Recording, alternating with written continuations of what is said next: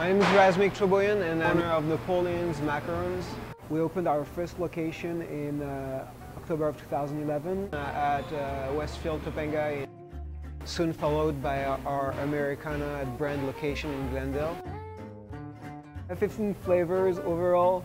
We have 11 regular flavors and 4 seasonal flavors that keep rotating.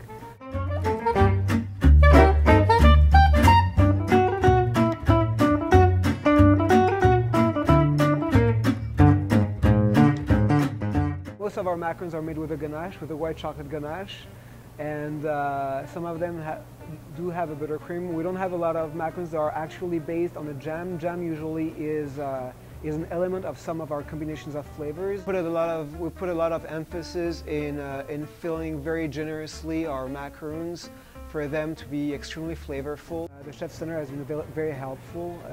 It's a great place to interact with other businesses, and when I just started, it was also a very good place, you know, to receive advice for chefs, business owners, marketing people, you know, you name it.